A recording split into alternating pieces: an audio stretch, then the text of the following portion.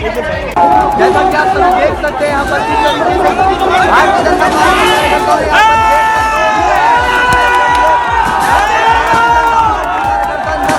आप देख सकते हैं किस तरीके से इस प्रकार से यहाँ पर अब भारतीय जनता पार्टी विनम्रता के बाद अब उग्र रूप ले चुकी है और अपने नगर निगम में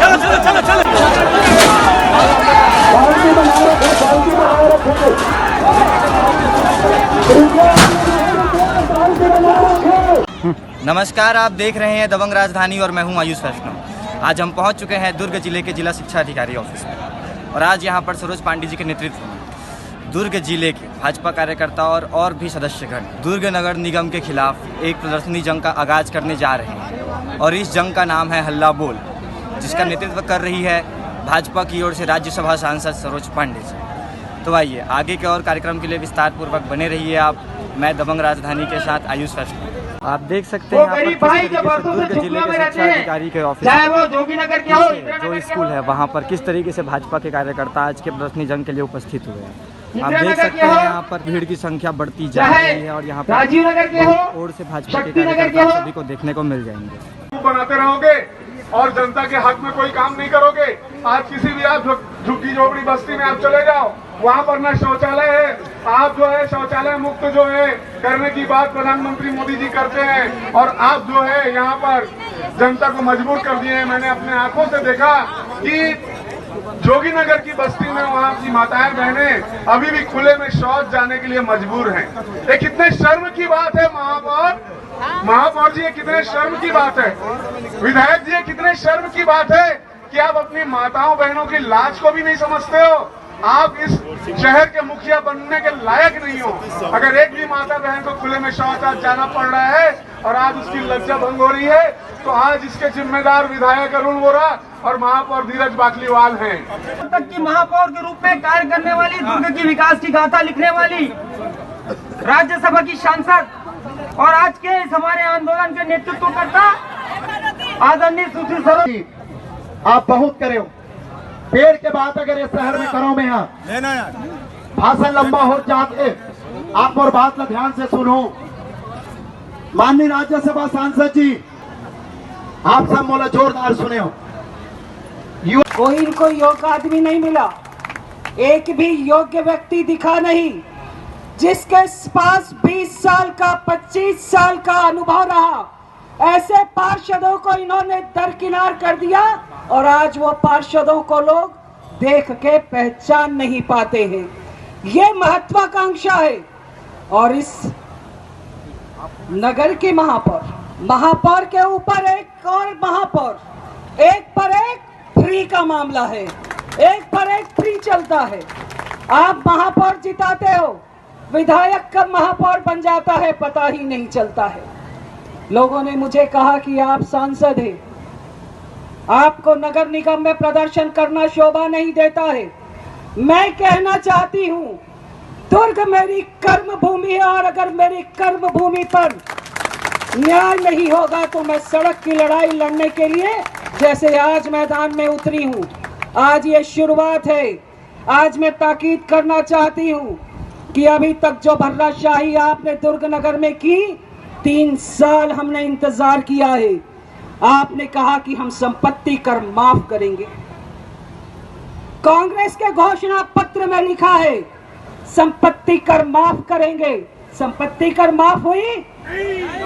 आपके यहाँ पर संपत्ति कर माफ नहीं हुई। ये सरकार जो कहती है, ये सरकार वो नहीं करती है। भारत माता की, भारतीय जनता पार्टी जिंदाबाद, जिंदाबाद, जिंदाबाद, भारतीय जनता पार्टी जिंदाबाद, जिंदाबाद, जिंदाबाद। ये सरकार वोट की राजनीति करती है। वोट कैसे मिलेगा और कैसे एक पर एक फ्री मिलेगा, ये किसका इंतजाम करती है। शहर में जब हम विकास करने की शुरुआत किए, आज से 20 साल पहले जब मैं महापौर बनकर यहाँ पर आई, मुझे वो दिन याद है। मेरे कर्मचारियों को 6 महीने से तनख्वाह नहीं मिली थी, 6 महीने से। और कांग्रेस की सरकार उसके पहले यहाँ पर इसी नगर निगम में थी, इस प्रदेश में थी। 6 महीने से मेरा सफाई कर्मचारी अपने वेतन की बात करता था तो ठेकेदारों का पेमेंट हो जाता था, उस कर्मचारी को पेमेंट नहीं मिलता था। मैं आपको कहना चाहती हूँ, जब हमने यहाँ पर काम की शुरुआत की, 1 तारीख से 10 तारीख के बीच में हमने लोगों को वेतन देने की शुरुआत करी, और उस तारीख से लेके हम जब 20 साल तक रहे, हमारे कर्मचारियों को 10 तारीख से आगे कभी वेतन के लिए इंतजार नहीं करना पड़ा। किसी का वेतन मिले या नहीं मिले, किसी का पेमेंट हो या नहीं हो, कर्मचारियों का पेमेंट होता था।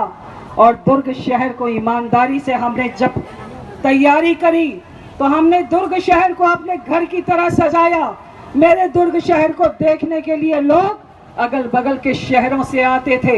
हमारे शहर की योजनाएं हमारी प्रदेश की सरकार लागू करती थी, हमने गौरव पथ बनाया।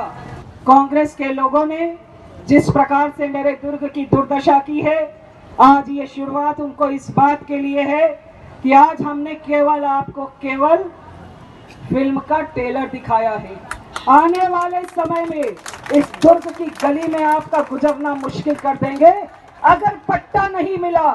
अगर हम लोगों को जिस जगह पर आपने कहा था कि पट्टा देंगे, और जो पट्टा का कागज अभी गुमराह करके दे रहे हैं, वो 3 साल के रिन्यूअल करके, वो 3 साल का रिन्यूअल नहीं चलेगा। पट्टा चाहिए, चाहिए कि नहीं? हाथ उठा के बोलो। और अगर पट्टा चाहिए तो आज लड़ाई शुरू है। पीने का पानी चाहिए, और अगर नहीं दे सकते हैं तो चुनाव के मैदान में आए, हिसाब किताब बराबर कर लेंगे। जिसने झूठ बोला है, जिसने हमारे साथ में दगा किया है, उसको इस बार चुनाव के मैदान में याद दिलाएंगे। आज ये शुरुआत है, 1.5 साल नहीं है, 3 महीना आपका आचार संहिता लगेगा, और 3 महीना के आचार संहिता में 1 साल है। 1 साल हम 6 महीना लड़ाई लड़ने के लिए तैयार है कि नहीं? और जब हम लड़ाई लड़ते हैं तो हम आसान लड़ाई नहीं लड़ते हैं। दुर्ग नगर में ऐसा विधायक चाहिए, कतई नहीं चाहिए, जो झूठ बोलता हो, जो विकास के बारे में कुछ ना समझता हो, एक पर एक फ्री देता हो। अरे हम तो कहते हैं ईमानदारी से जो देना है वही दे दो, एक पे एक फ्री क्यों देते हो? एक पर एक फ्री थोड़ी मांगते हैं।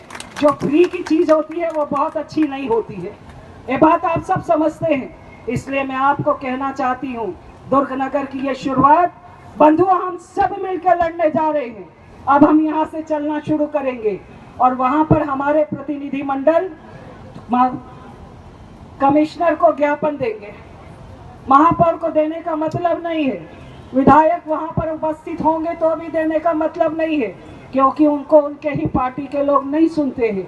तो हम सब यहाँ से नगर निगम की ओर कूच करेंगे, प्रतिनिधि मंडल वहां पर ज्ञापन देगा, और इस ज्ञापन के साथ साथ हम सब आज से अपने इस जंग की शुरुआत करते हैं, और जंगी प्रदर्शन के लिए यहाँ से कूच करने की तैयारी करते हैं। धन्यवाद। जय भारत, जय महा, जय छत्तीसगढ़।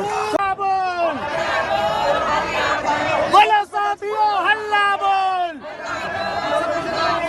विधायक मुर्दाबाद, विधायक मुर्दाबाद, मुर्दाबाद, मुर्दाबाद, महापौर मुर्दाबाद, मुर्दाबाद, मुर्दाबाद।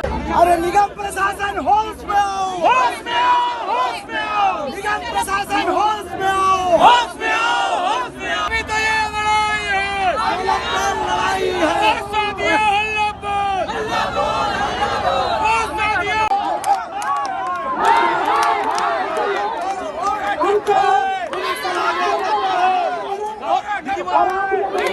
साथियों, कमिश्नर को आपकी उपस्थिति में हम जनता है, और अपनी बात रखने का अधिकार रखते हुए हम अपनी बात शांतिपूर्ण ढंग से रखेंगे। मेरा आपको ये कहना है कि आप ये डेलीकेटिव करेंगे ताकि हम शांतिपूर्ण बात करके पुलिस अधिकारियों को इस बात को कहना चाहती है, इसलिए हम अपनी बात उनको अवगत कराएंगे। रखने की अधिकार है, और ये गलत बात है कि आप हमें बात रखने से रोकेंगे, और ये अत्याचार नहीं चलेगी। आप लोगों से विनम्र निवेदन है कि हमारे लोगों को जाने दिया जाए। हम कोई दंगा फसाद करने नहीं आए हैं, शांतिप्रिय तरीके से यह कर्मण्य नगर निगम है, उसको ज्ञापन सौंपना चाह रहे हैं। आप हमारे लोगों को जबरदस्ती उकसा रहे हैं। डॉक्टर ये गलत बात है। बैंकर साहब, आप अपनी जिम्मेदारी निभाओ, अपने जवानों को। एसपी साहब से मेरा विनम्र निवेदन है कि जाने दिया जाए, शांतिप्रिय तरीके से जाकर के हम आवेदन देंगे। आवेदन देना, निवेदन करना हमारा अधिकार है। कृपया आप कानून व्यवस्था को बनाए रखें। इस प्रकार से रोकों को रोक करके जिद्दी करने न दें।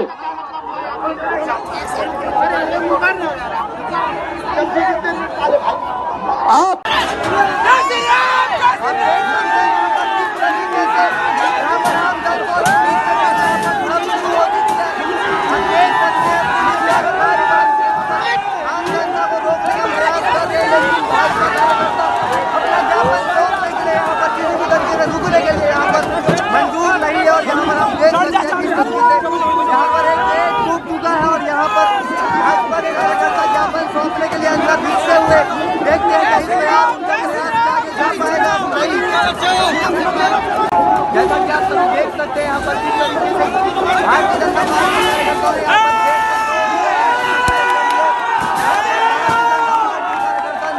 आप देख सकते हैं किस तरीके से इस प्रकार से यहाँ पर अब भारतीय जनता पार्टी विनम्रता के बाद अब उनका रूप ले चुकी है और अपने यहाँ पर नगर निगम में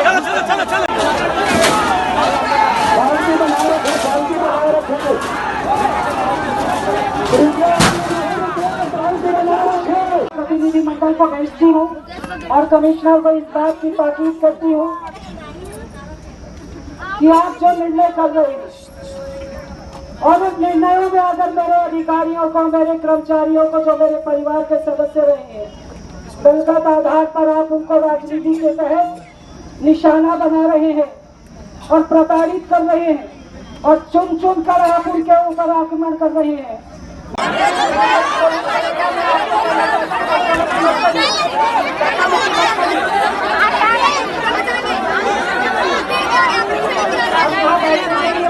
आप लोगों का जो प्रदर्शन था, आप लोगों ने आज जो जंग लड़ी नगर निगम दुर्ग के खिलाफ, जिसमें आपके विषय थे सड़क, पानी और भी बहुत सारी चीज़ों पर महोदया, एक छोटा सा सवाल जो हमारी दबंग राजधानी की टीम और मैंने खुद भी एक रिकॉर्ड निकाला है कि अभी दुर्ग नगर निगम के हिसाब से एक बहुत ही खराब रिकॉर्ड है। ये रिकॉर्ड है कि हमारे दुर्ग शहर हर गली चौराहे पर अगर हम जाते हैं तो 6 साल से 8 साल के वर्ग के बच्चे और 12 साल, 15 साल या फिर 25 साल तक के बच्चे जितने भी हैं 6 साल से ऊपर, वो सभी या तो नशापान करने में व्यस्त रहते हैं या फिर और भी बहुत सारे गलत कार्य करने में, और इन सब में बढ़ोतरी हुई है पिछले 3 सालों में 4 साल।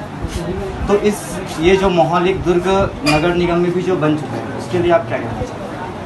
नहीं, ये बहुत सोचनीय विषय है और अगर इसकी बढ़ोतरी इसी प्रकार से होती रही तो आने वाले समय में निश्चित तौर पर आने वाली युवा पीढ़ी भ्रमित होगी, उनका भविष्य अंधकारमय होगा। और मैं इस विषय पर संज्ञान मेरे में भी है कि इस प्रकार से लगातार घटनाएं बढ़ रही हैं। नगर सरकार को इस पर भी संज्ञान लेना चाहिए, युवाओं के लिए ऐसी योजनाएं बनानी चाहिए जिससे वो व्यस्त रहें और उन्हें अपने मनोरंजन का साधन मिलेगा तो वो इस चीज़ों से बाहर हटेगा। एक योजना बना के नगर सरकार को काम करना चाहिए।